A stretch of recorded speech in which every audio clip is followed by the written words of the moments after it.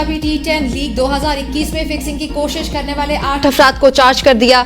इन अफराद में team owners, coaches और खिलाड़ी शामिल हैं। तमाम अफराद को बुरी तौर पर मुअत्तल कर दिया गया। ICC ने तमाम अफराद को 14 रोज में जवाब जमा करवाने की हिदायत कर दी।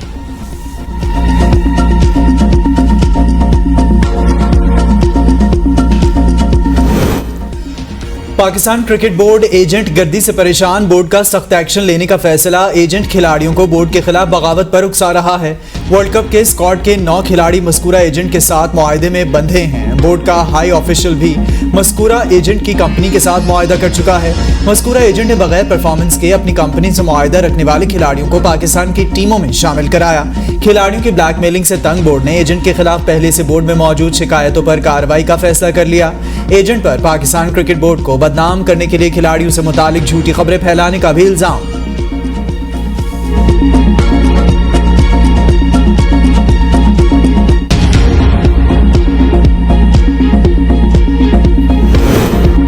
डॉलर की कदर में कमी का रुझान बरकरार। इंटरबैंक में मजीद ₹1 से जायद सस्ता 294 रुपए 90 पैसे का हो गया।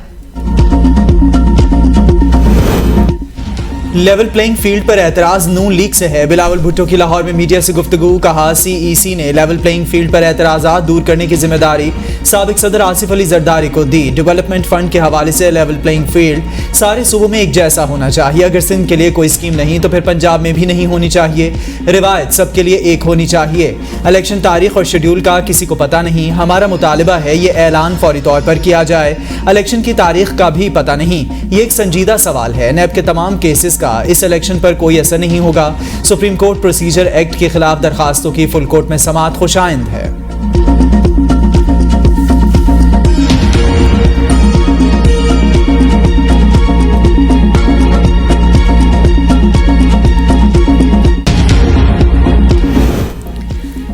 MQM का भी लेवल प्लेइंग फील्ड ना मिलने का शिकवा। फारूक सत्तार की इलेक्शन कमीशन से मुलाकात के बाद गुफ्तगू।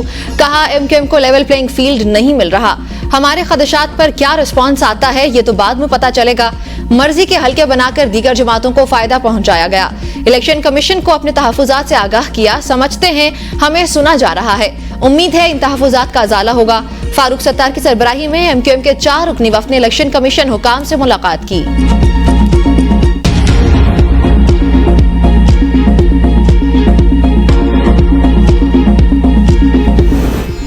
कैनेडियन वज़ीर-ए-आज़म जस्टिन ट्रूडो ने खून से रंगा मोदी का चेहरा आया कर दिया। कनाडा के वज़ीर-ए-आज़म जस्टिन ट्रूडो ने सिख रहनुमा हरदीप सिंह नज्जर के खिलाफ कत्ल के पीछे भारत का हाथ होने की तस्दीक कर दी। भारतीय एजेंसी रॉ खालिस्तान के हिमायतियों की जान के दर पे।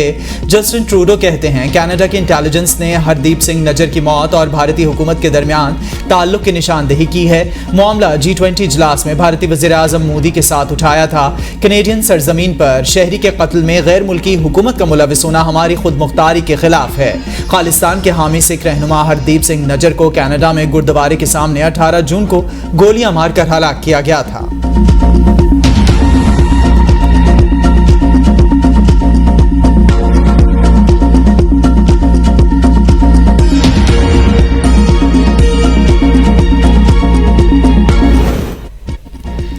बेंचेस तश्कील और जेर इल्तवा मुकदमात पर गौर के लिए चीफ जस्टिस काजी फायज ईसा ने अहम इजलास कल 3 बजे तलब कर लिया। इजलास में शिरकत के लिए पाकिस्तान बार काउंसिल और सुप्रीम कोर्ट बार को दावत। वकला तंजीमों की तजावीज ली जाएंगी। वकला तंजीमें बेंचेस की तश्कील, मुकदमात समाअत के लिए मुकर्रर करने के मामले पर तजावीज देंगी।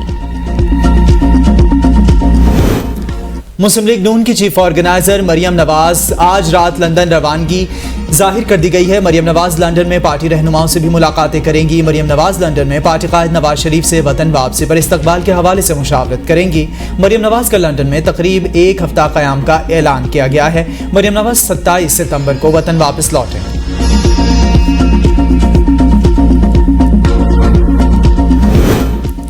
लाहौर हाई कोर्ट ने परवेज इलाही की रिहाई के हुक्म के खिलाफ नैब अपील नाकाबिले समाअत करार देकर निपटा दी। जस्टिस अली बाकर नजफी की सरबराही में 2 रुकनी बेंच ने फैसला जारी किया। अदालत ने रिमार्क्स दिए। नैब सिंगल बेंच के फैसले से मुतासिर नहीं हो रहा। सिंगल बेंच ने नैब को खुसूसी तौर पर कोई हुक्म नहीं दिया। हम इस नतीजे पर पहुंचे हैं कि नैब पर सिंगल बेंच के फैसले का कोई मनफी असर नहीं पड़ता। और लाहौर में मूसलाधार बारिश, हर तरफ जलथल एक हो गया। एयरपोर्ट के इलाके में 159 मिलीमीटर बारिश रिकॉर्ड। महकमा मौसमियात की सिंध, मशरक़ी बलोचिस्तान, बालाई पंजाब और खैबर पख्तूनख्वा में बारिश का इम्कान। कश्मीर में भी बादल बरस सकते हैं। इस्लामाबाद में तेज़ हवाओं और गरज चमक के साथ बारिश मुतवक्के।